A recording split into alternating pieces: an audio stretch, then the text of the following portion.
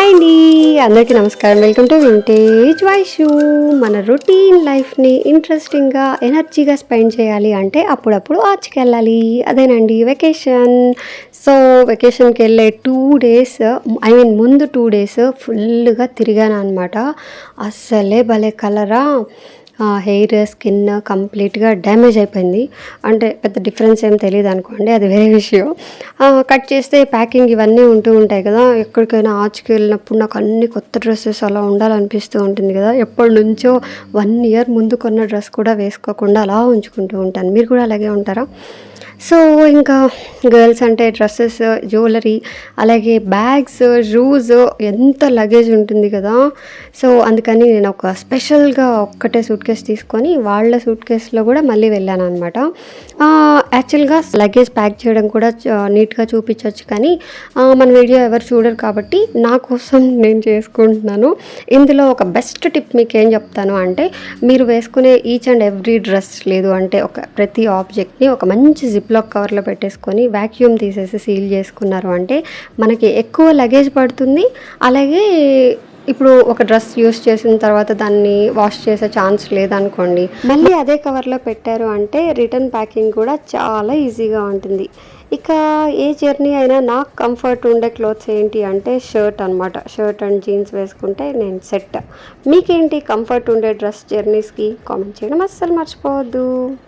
వెళ్ళే ముందు చాలా అంటే చాలా ఫ్రూట్స్ ఉన్నాయి ఇంట్లో, అవన్నీ ఇచ్చేసి అలాగే ఫైనల్గా కంప్లీట్ చేసి కట్ చేస్తే బస్లోకి అయితే వచ్చేసాం. అంత ఈజీగా బస్లోకి అయితే రాలేదన్నమాట.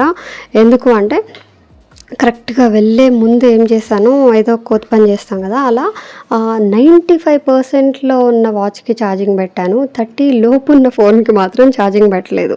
సో కొంచెం దూరం వచ్చాక తెలిసింది వాచ్ మర్చిపోయాను. అప్పుడు వెళ్ళి మళ్ళీ తీసుకొని వచ్చామన్నమాట. ఇక నాకు ఏ జర్నీ అయినా లేస్ లేకుండా అస్సలు కంప్లీట్ అవ్వదు, పర్టికులర్గా ఆరెంజ్ కలర్ అనమాట.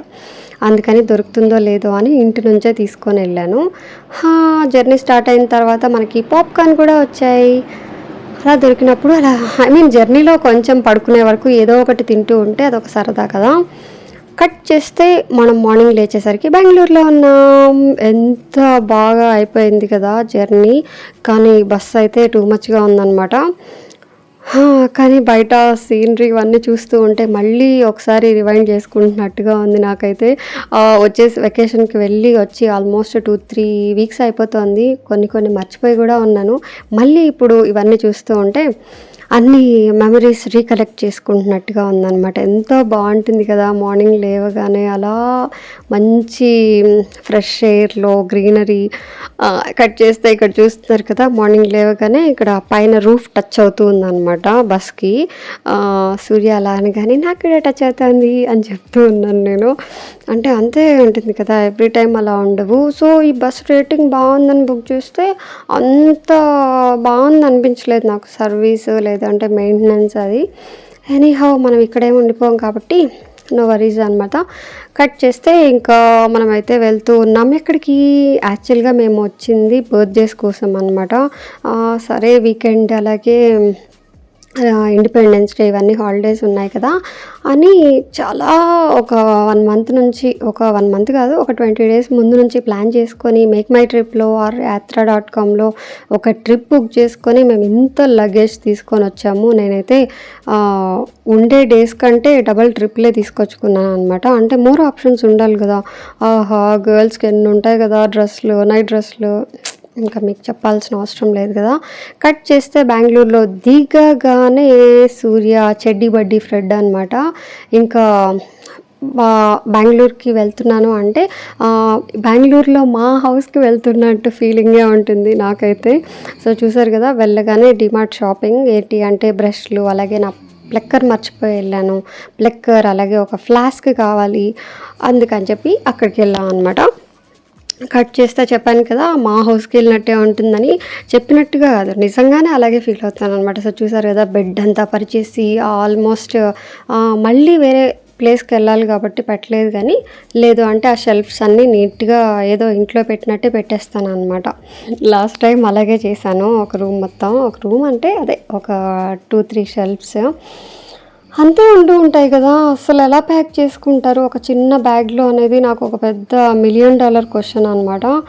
వెళ్ళిన రోజు అంటే ఇది నాకు డేట్ గుర్తుంది. ఆగస్ట్ 13థ్ వెళ్ళగానే ఇంట్లో ఎందుకుంటాం. అలా మేమైతే వచ్చేసాం. ఒక ప్లేస్ మర్చిపోయాను సారీ. ఇది డ్రింక్స్ కమ్ ఫుడ్ ఉండే ఒక ప్లేస్ అనమాట. చాలా అంటే చాలా బ్యూటిఫుల్‌గా ఉంది. అంటే ఈ వీడియోలో నైట్ టైం ప్లస్ ఈ రెడ్ లైట్స్ వల్ల వీడియోలో అంత క్లియర్గా లేదు. అందుకే చిన్న చిన్న క్లిప్స్ అయితే యాడ్ చేశాను.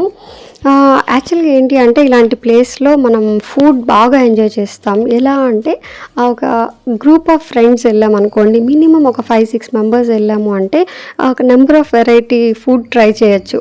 మనం ఒక్కళ్ళం 1 or 2 మెంబర్స్ వెళ్ళామనుకోండి, అప్పుడు మనం అస్సలు ఒక 2-3 ఫుడ్ తినేసి వచ్చేస్తాం. అలా కాకుండా ఫ్రెండ్స్తో ప్లాన్ చేసుకుంటే బాగుంటుందని నా ఫీలింగ్.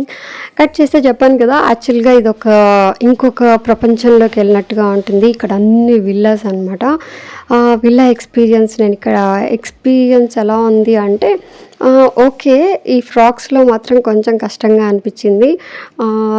ఎలా అనిపించిందంటే అదే మన అవసరాని కోసం వస్తే ఓకే, కానీ ఎవ్రీ టైం అంతే కేర్ఫుల్గా రావాలి అంటే కొంచెం కష్టం అనమాట. చెప్పాను కదా ఇక్కడ నుంచి ఒక వెకేషన్ కోసమని వచ్చాము అని.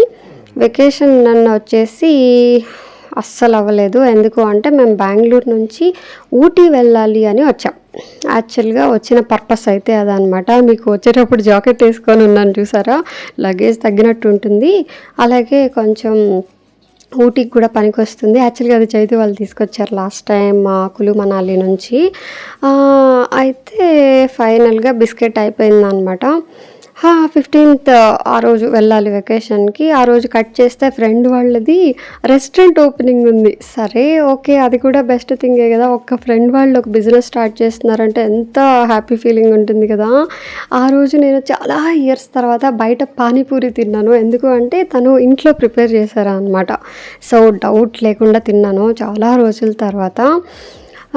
కట్ చేస్తే సూర్య హ్యాపీ బర్త్డే. యాక్చువల్గా నాకు ఈ ట్రిప్ ప్లాన్డ్గా క్యాన్సిల్ చేసినట్టుగా అనిపించింది తెలుసా. ఎందుకు అంటే అన్ఎక్స్పెక్టెడ్గా క్యాన్సిల్ అవ్వడం. యాక్చువల్గా అసలు ఎందుకు క్యాన్సిల్ అయిందో చెప్పలేదు కదా. ఎర్లీ మార్నింగ్ 5:30 or 6 o'clockకి వెహికల్ అయితే వచ్చేసింది అనమాట.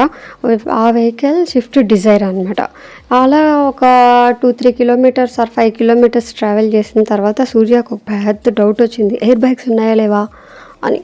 అప్పుడు వాళ్ళు లేవని చెప్పారా.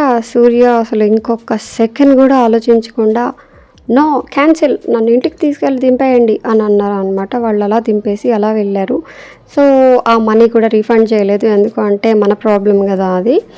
అందుకని మేబీ 50-60% రీఫండ్ చేసినట్టున్నారు. సూర్య హ్యాపీ బర్త్డే జరుగుతూ ఉంటే హ్యాపీ బర్త్డేకి సంబంధం లేకుండా ఏదేదో చెప్పాను అనుకుంటున్నారు కదా.